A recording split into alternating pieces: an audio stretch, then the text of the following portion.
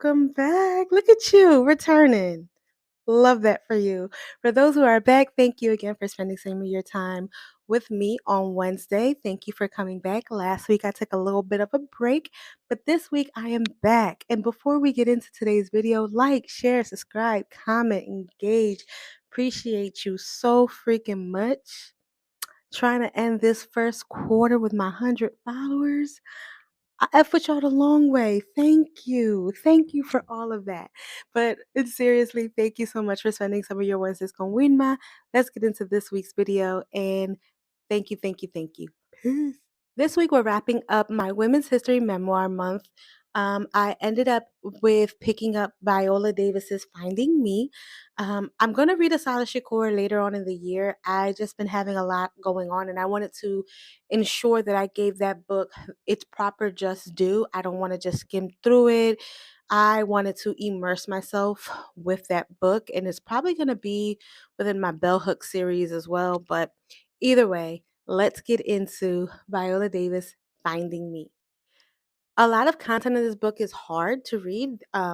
Miss Davis, powerhouse of an actress, has gone through a lot. And so just, prepare yourself as you may hear a lot of things that might resonate, that might make you pull away.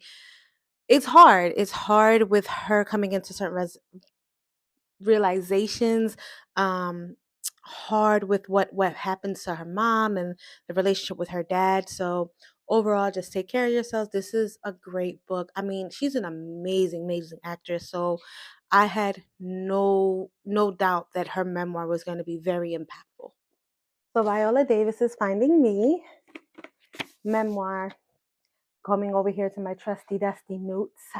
This memoir was, like I said earlier, very impactful, very powerful into the journey of Viola Davis.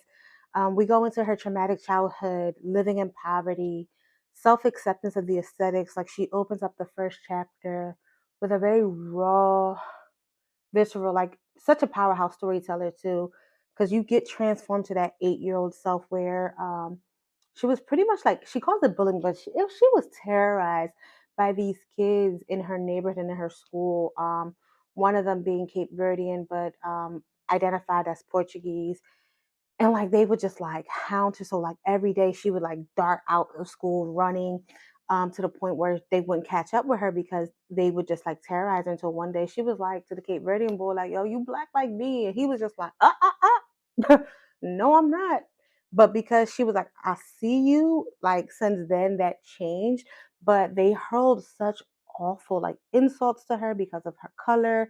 So there's a lot of that conversation that comes up, but it goes and ties in that childhood life into the woman that she is, the iconic award-winning actress, and explores a lot of themes of identity, trauma healing, and self-acceptance. Right off the bat, you're gonna be transformed to her life as a child. Very complex father-daughter dynamic, and a lot of pain that is involved there. There's a lot of violence that her father has inflicted on her mother, May. Um, he was abusive, and was and just like marked a lot of like fear and chaos and feeling like helpless. She felt very helpless as a child. One of the quotes she writes: "The violence was a shadow that stretched across my childhood, and it swallowed everything." And for anyone who has gone through any of the ACEs childhood scores, you will know that any trauma like that that is experienced in your childhood really just overpowers you into adulthood, and you pivot and you maneuver in a way of survival in order to get through the day. So that quote was very eye opening and very relatable, in the sense of like, yeah, I get that. A lot of her book is about identity and being seen and how to be seen, right? Not just being seen in the negative aspects. Like I said, she opens up the book with a traumatic experience from being 8 years old and being seen through that lens, but also just being seen in the sense of feeling invisible. Um, she longed for her father's acknowledgement, so there's that other callback to that father and daughter complex relationship, right? And just acknowledgement, that came with anger as well. She goes, I wanted to be seen if even if he was yelling at me. And I think about that in childhood too. Like we do a lot for our parents' acceptance until we finally be like, you know what? Y'all gonna do whatever y'all gonna do. Y'all gonna accept what y'all gonna accept. And until that clicks over that it's just like, I can't live for you. I have to live for me. And if you are okay with that, it's cool. And if not, cool.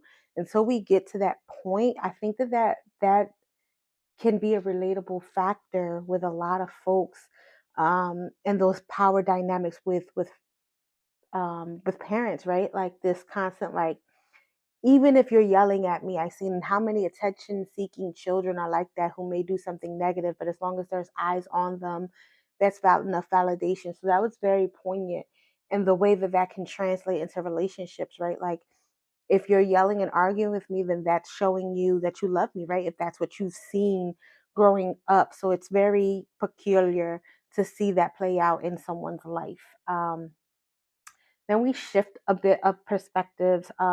She learns of her father's past, traumatic past, and it's an understanding generational pain that shaped him without excusing his behavior.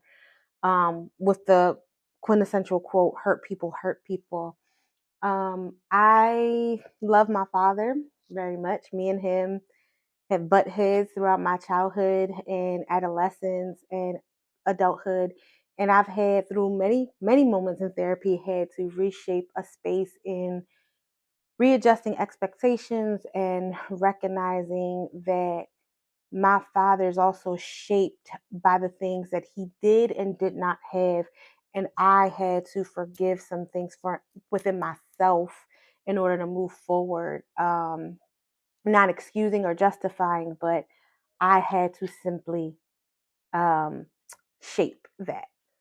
So yeah, and when we say we forgive, it's not this Disney movie-esque type of thing. I don't even think there was a real conversation in the sense of like, I forgive you. There is this interaction though with, we're not going to rewrite history. You're not going to shift spaces, and my experience the way I felt it and lived it. He knows that. But I wish and I don't say I wish, but I know for me, there was a pivotal moment in me in doing the work that I needed to do to say, okay, I recognize that this is a human being going through life as well. And what I would have wished I would have received from him, I did not get. I did get some other things. And so I'm going to relish in that of what I received. Um, but I can recognize the inability for him to have done certain things because he didn't receive that foundation, and we're going to move forward. And because of the great work of therapy, if and when any additional boundaries are crossed, I know that I will maneuver in the way that I need to maneuver to protect myself. And so, as it's a long road for me, as I was reading and going back to those moments of those pivotal moments that I was just like, yeah, I had to extend grace and give forgiveness. Viola writes about that long road to forgiveness. She made a decision to forgive, not because he asked for it, but because I deserve peace. And whew, that right there was the one for me.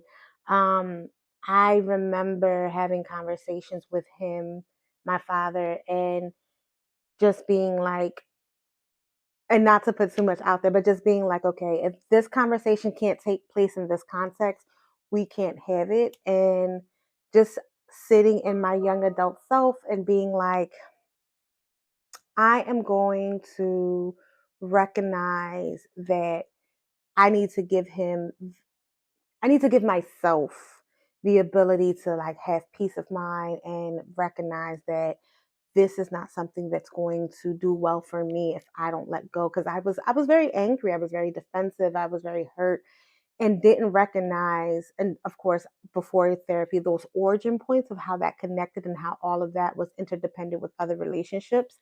And so like I had to do that work. So reading through this book really brought stirred a lot of that up for me. So I will say that I had to take my time with this book for sure.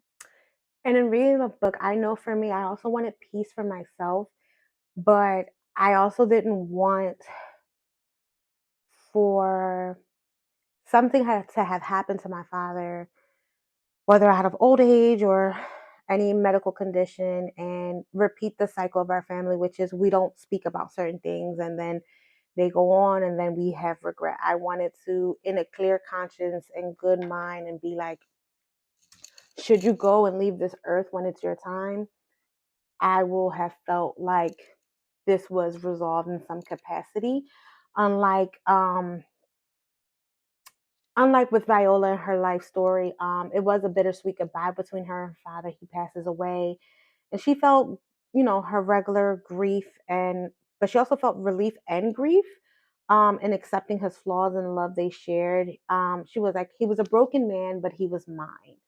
Um, that was a very big thing to realize, and it's just like, yeah, that in the context of my own dad, like, yeah, he's come fractured in a way, but he is the father that this universe has chosen for me, but I also get to choose how we interact in big old adult age, and the things that I will take and not take moving forward, if that makes sense.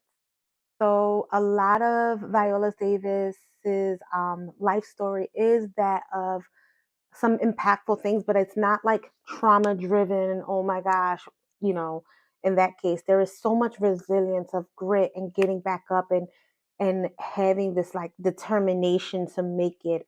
Um, she's again, those themes of survival and identity are tied in. She was defined by this like fight to be seen, and acting kind of became her escape as a means of self-expression. She was like, my entire life had been a battle to be seen, and I think that that was very, very important to read out loud for me. um I think that we can get swallowed up in our day to day and not even recognize how important that need to be seen. And I don't mean just like camera spotlight on, but like, even if you had that one pivotal person who's like, I see you and I recognize, I thought to myself, like, I'm blessed. And I always say that I'm rich in the spaces that I have really great people who see me and I see them back. And that is something that I can never trade in. Like, I've worked really, really hard, to be that for myself and others. And so when I was reading that within her life, it was like, wow, I get that. I get that a lot. Viola Davis definitely in this book also talks about like owning her story and not wanting to be defined by just the traumatic pieces, her past, but she wants to wield it as like this tool of empowerment, using her platform to amplify stories of the unseen and the unheard. Again, that theme, right, of being seen, being heard. And she writes, I'm worthy and I always have been. And I'm like, I remember when I read over that, I just wrote that down in my little affirmation notebook, like, I am worthy and I always have been. And I think that that's some great mantra to pick up and move forward for those who need it. Um, and the choice to heal. I think a lot of times we can go through life and like something happens, and we'll lean in the space of like, why me? Or the big joke like, take me off your strongest soldiers list, God, I need a break, right? But there's a active choice to heal, and whatever that looks like for folks, like, I am always going to be a therapy advocate, however you choose, in your safe way to heal, but it has to be your choice, right? Like, someone can tell you all day, to your face that, hey, you might need some additional assistance, but if you don't see it, you're not going to make that. Until you make that choice, it's not going to flip over for you. But in Viola's instance, she understands that healing isn't a one-time event, but an ongoing process. She chooses, to own her pain and her joy. She writes, "Forgiveness is giving up hope of a different past." Woo, that was deep. Forgiveness is giving up hope of a different past, because you definitely have to mourn that like magical think, if only, or will they, and recognize like that's not going to happen, and that big step of like recognition of like, that isn't going to happen, that isn't the relationship that we're going to have, that isn't the outcome that's going to happen, and just being like, okay, I am going to make peace with this and pivot, is super, super important. So some final thoughts on Finding Me. I didn't expect to connect to this book a lot the way I mean, like I knew I was going to get into a very impactful story. Um, like I said, she's an amazing actress. And there's anecdotes of like, talking to this actor, she talks about having a conversation with Will Smith and how he like asked her a question of like, who are you? In the sense of like he shares with her like he's always going to be that like young kid that like got his heart broken, and that's what brought on the realization of she's always going to be that 8-year old that was running and trying to survive, and switching that. But Finding Me is a memoir, but it's more like a manifesto of survival and self-love. It's a testament to breaking cycles, reclaiming power, finding peace.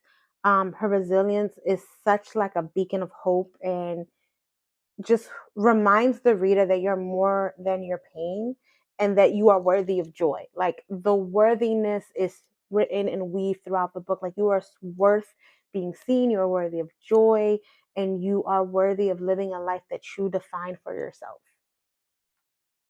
So there you have it. That is my ending of Women's History Month memoir book recap. I so want everyone to be able to read this book. Please, please pick it up, sit with it. Definitely bring a notebook and jot some things down because it's going to resonate some things with you, and you might need to like take a moment and think as I did. I know for me, I was clickety clacking and writing things down. Um, I just knew that this book was going to give me those things. And it's like, it's so interesting that when you're a reader and you get this book, this is actually passed down to me by my older sister. Um, and it was on my shelf for quite some time. And it's really funny how, like, sometimes books choose you at the right time when you really need to hear the story and rearrange some things in yourself. So thanks, sis, for letting me hold on to this book. And thanks for spending some of your Wednesday con Wilma. Join me next week. Besitos. Ciao. Gracias.